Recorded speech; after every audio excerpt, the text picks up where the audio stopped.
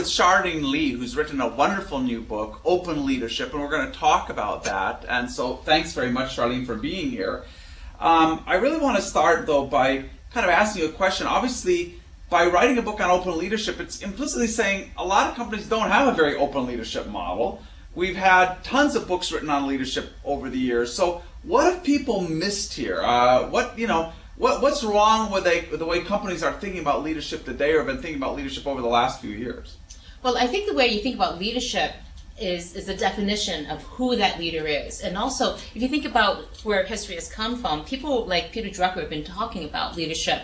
And the fact that people like GM, companies like GM, were having problems back in the 1950s even, where it was very hierarchical, when he was saying that's not going to stand well in the long term for their competitiveness. And so there's always been this tug of war in leadership between having power centered in one person versus the power and the responsibility going up to the people in the field who actually get the work done. So how do you go back and forth between this command and control kind of philosophy, especially for first-time leaders? They really come in and say, I'm going to micromanage everything, command everything. But yet the more mature leaders, the people who have experience, realize very quickly over time that I have to let go of control. In fact, I don't really control anything. I lead because I have credibility, because I have faith, I have relationships. So what if you started leadership from that premise, that is not about control, about giving it up, being more open about the information you share and how you make decisions. So at some point as you go up in a company, and I have to say not every leader has this epiphany, but I guess many, as you go up in a company and deal with the complexity, you one day kind of realize that actually I'm not really in control here. I can shape, I can mentor, I can mobilize. But you're saying maybe it's better just to start out with that realization, recognize that the world's become too complex, things are moving too fast. Because I guess the other question I want to ask you is, what is changing in the environment that is making open leadership not merely an option, but something that's just going to be essential? Do you see things that are like, is this something where its time has come because of other things that are going on in the world? Yeah, and I think in particular, the fact that people have wanted flatter hierarchies, they've wanted to be able to go out there, but the complexity of running a business required these funnels because the cost of communications, the cost of better information sharing, the cost of making sure the right decisions are taking place and being made in the organization were too high. But then this wonderful thing came along called technologies that really lowered the cost of sharing to basically zero. And when you have that environment where you can really enable this new type of leadership and feel very comfortable with it, gives you a huge advantage. You can get so much more work done because of these social technologies, because of these collaborative technologies. It's really enabled that vision of the flattened hierarchies that Peter Drucker talked about 60 years ago. It's actually possible today. Finally becoming possible. You know, I guess before these social technologies were connecting people together, if I had a problem with my boss or a decision and I went to that individual, they could disagree, shut me down, and it was very hard for me to ever know whether anybody else in the company had that same thought. But now suddenly when we're all connected horizontally, suddenly we can all glom together, and you know that we all think this decision sucks, or we all think that we should be going in a different way.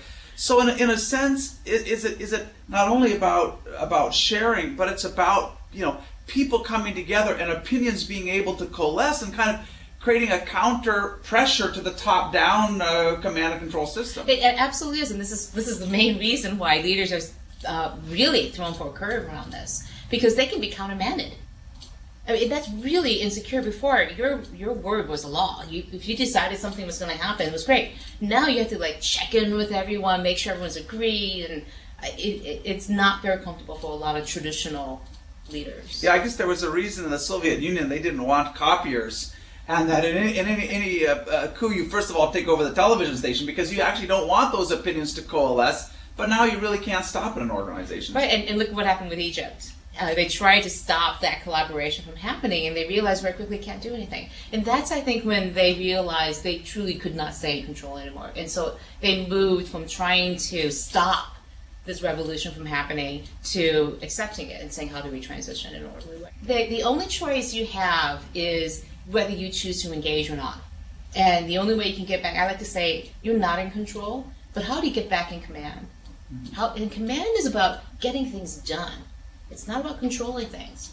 It's having that relationship with people so that when you ask for something to be done, they're inspired, they follow you, they trust you, that you are giving the right decisions. And that's traditionally where leadership comes from, that right to be able to command. It's a right. You know, in most languages, if you go to the thesaurus and you look at the synonym for the word manage, the number one synonym is control. And you were making this distinction between command and control. Now, usually we use those words together, right? They're like synonyms. So pull those apart a little bit more. You said you have to admit that maybe you're not in control, but you can command. Can you really command, or do you influence? What's the distinction there in your mind? Well, command says that you say charge up that hill. People will actually do it. In the end, that soldier has to make those legs move in the face of tremendous risk and fear. And the only way they would do that is they believe in you. They really, truly believe in you. And some soldiers will do, well, I'm better off charging up the hill than getting my head chopped off by the sergeant. But the best soldiers will be the ones who believe that you are leading them in the right direction. So I look at it this way. In the end, who are you going to follow? Somebody who you are really inspired by, who you trust. You have that relationship. The ones that you want to spend the time and investment, the personal investment, going above and beyond. Is that the kind of relationship you want with the employees? I think so.